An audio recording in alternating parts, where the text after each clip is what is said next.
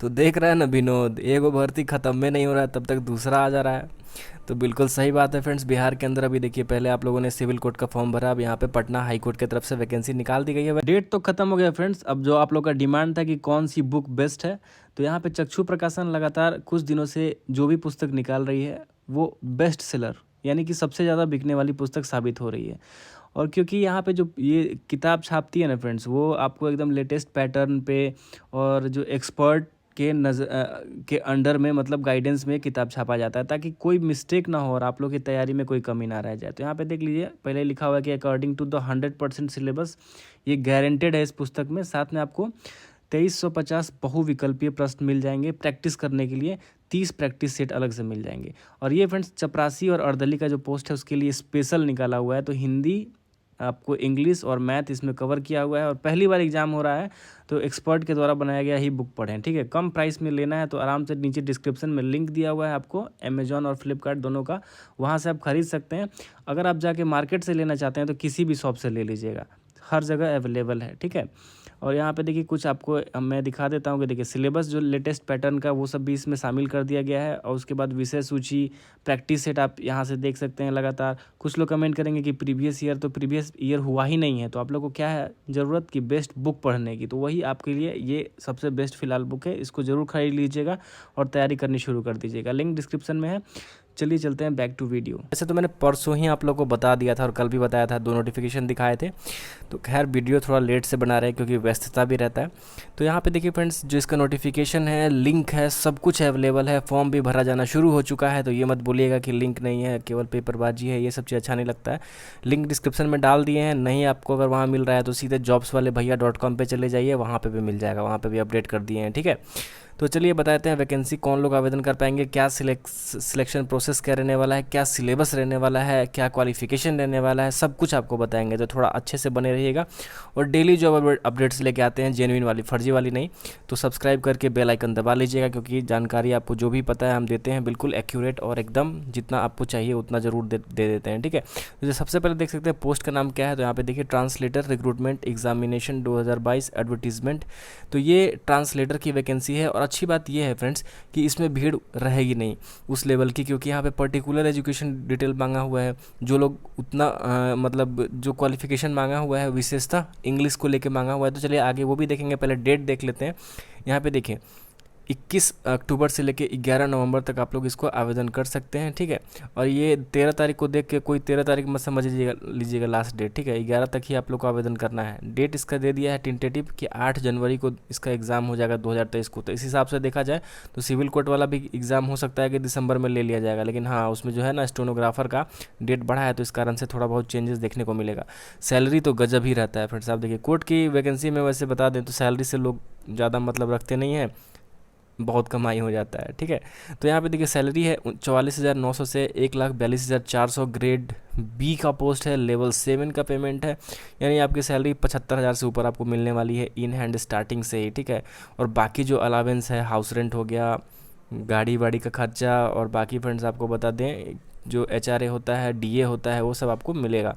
जो सरकारी सुविधाएं वो सारी मिलते रहेंगी। और कोर्ट की वैकेंसी में ना फ्रेंड्स आपको बता दें कि जो पेंशन है वो सब भी अभी तक मिल ही रहा है। और बाकी अगर उसमें रोक भी लगाया जाएगा तो बहुत बड़ा मूवमेंट हो जाएगा। तो वो सारी सुविधाएं कोर्ट की वैकेंसी में कोई हस्तक्षेप नहीं किया जा सकता है, क्योंकि सारे यहाँ पे ज्ञानी बाबा लोग बैठे हुए हैं। ठीक है, यहाँ पे जो सीट का बंटवारा किया गया है 39 टोटल सीट है, जिसमें आपको पहली बार यहाँ देख लीजिए कि कोर्ट में आपको जाति वाइज सीट बता दिया गया है कि किस जाति में कितनी सीटें अवेलेबल हैं। ठीक है, 16 आपको यहाँ पे जनरल के लिए, और उसके बाद आपको SC के लिए 6, ST के लिए 1, और EBC यानी कहते हैं पिछड़ी जाति के लिए 7, BC यानी कि बैकवर्ड कास्ट पिछड़ी जाति के लिए 5, और EWS सवर्ण के लिए 4।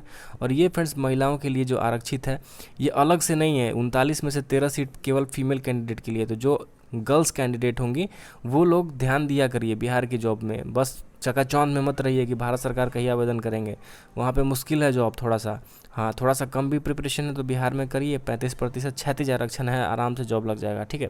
और बाकी अपडेट लेते रहने के लिए चैनल पे बने रहिए, टेलीग्राम में जुड़ रहिएगा, बहुत सारा अपडेट वहाँ डालते हैं। ऑफिशियल लिंक दे दिया हुआ है और डेट वेट तो हम आप लोग को बताइए दिए हैं। चलिए अब एलिजिबिलिटी बता देते हैं कि आप भारत के निवासी होने चाहिए, तिब्बत उब्बत के हैं तब भी कोई बात नहीं है, लेकिन छोड़िए तिब्बत वालों को क्या करना, आप भारत के हैं तो भारत के निवासी कम से कम होने चाहिए। आगे क्वालिफिकेशन देख लेते हैं आपका। मैरिटल स्टेटस देखिए, शादी के बारे में क्या कहा है यहाँ पे कि a male candidate who has more than one wife alive or a female candidate who has married a person already have a wife alive shall not be eligible। यानी एक से ज़्यादा शादी है आपके पास या कोई महिला कैंडिडेट है एक से ज़्यादा, दूसरा मतलब दो दो पति हैं या दो दो पत्नियां हैं तो आप लोग एलिजिबल नहीं है। तो चलिए अच्छी बात है, दो शादी करने वाला अपना छिपा के करिएगा आवेदन।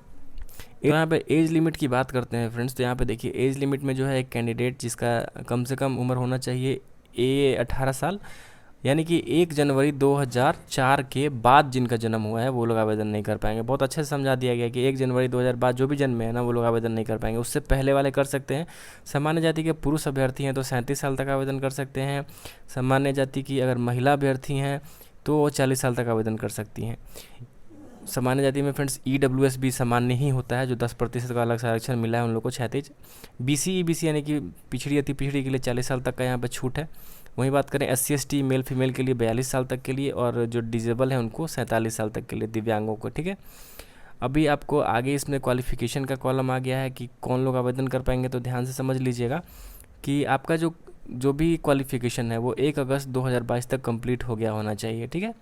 और आगे देखिए यहाँ पे क्या लिखा हुआ है कि आपका ग्रेजुएशन जो है वो कम से कम जो किस सब्जेक्ट से होना चाहिए, इंग्लिश से। आपका जो ग्रेजुएशन में एक सब्जेक्ट, मेन सब्जेक्ट इंग्लिश होना चाहिए, तभी आप एलिजिबल हैं। उसके बाद देखिए 6 महीने का आपको कम से कम यहाँ पे क्लियर लिखा हुआ है कि कौन सा सर्टिफिकेट चाहिए आपको, तो कंप्यूटर एप्लीकेशन का 6 महीने का, तो यहाँ पे आप लोग DCA का सर्टिफिकेट डाल सकते हैं जो 6 महीने का होता है, या ADCA का डाल सकते हैं जो आपका 12 महीने का होता है, दोनों का दोनों वैलिड है, ठीक है। उसके बाद यहाँ पे प्रेफरेंस बताया गया है कि जो पोस्ट ग्रेजुएट है इंग्लिश या हिंदी में, उन लोग को यहाँ पे ज़्यादा प्रेफरेंस मिलेगा। अगर आप इंग्लिश से ग्रेजुएशन है और पोस्ट ग्रेजुएशन में हिंदी है तब भी आपको फ़ायदा मिलेगा, या फिर इंग्लिश से PG है तब भी फ़ायदा मिलेगा। उसके बाद बताते हैं फ्रेंड्स, यहाँ पे बताया गया कि अगर आपको उर्दू, बंगला और कैथिक भाषा का नॉलेज है तब भी उन लोगों को भी यहाँ पे प्रेफरेंस मिलेगा, ठीक है। तो यहाँ पे बेसिकली इंग्लिश से जो ग्रेजुएट हैं उन लोग के लिए ज़बरदस्त यहाँ पे बेनिफिट है। उसके बाद बताया फ्रेंड्स यहाँ पे कि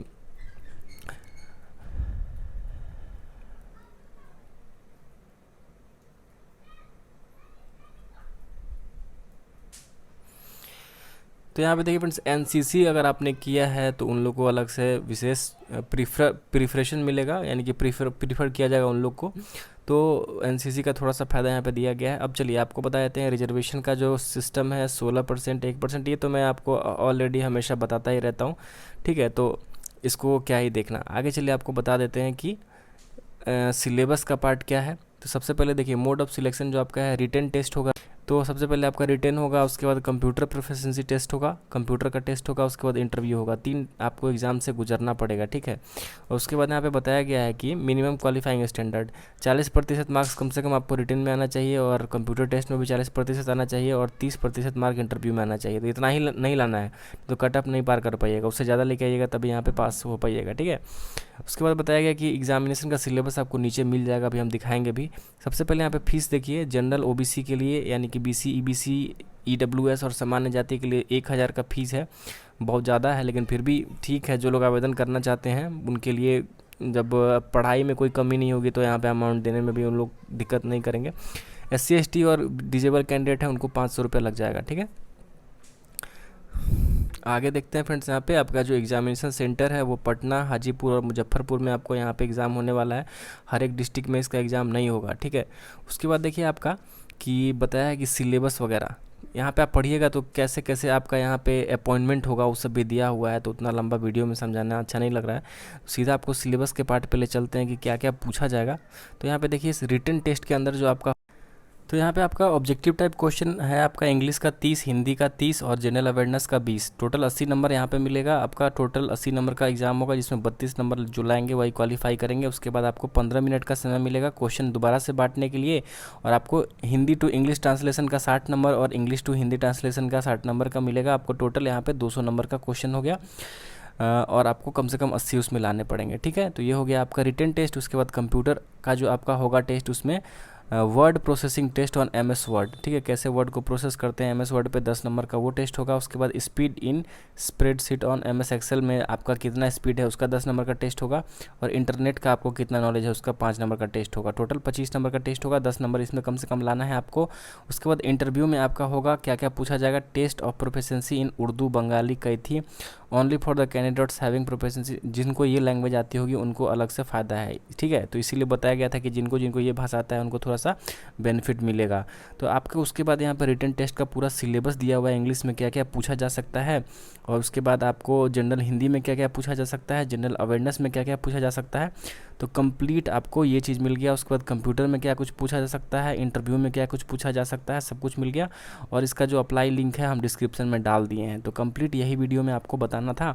जो भी लोग इंटरेस्टेड कैंडिडेट हैं, ऐसी नौकरियों को कोई मत छोड़िए। सिविल कोर्ट या हाई कोर्ट की नौकरियां बहुत ही महत्वपूर्ण और सबसे अच्छी नौकरियां मानी जाती हैं। हम लोग इंटरव्यू भी बीच बीच में लेके आते रहते हैं ताकि आप लोग मोटिवेट होते रहें और तैयारी करते रहें, ताकि आपकी नौकरी जल्दी से जल्दी हो पाए। और हम यही उम्मीद करते हैं कि भविष्य में आप जल्दी सफलता को प्राप्त करें। नेक्स्ट वीडियो में फिर से मिलेंगे फ्रेंड्स किसी नए जॉब डिटेल के साथ। तब तक के लिए धन्यवाद।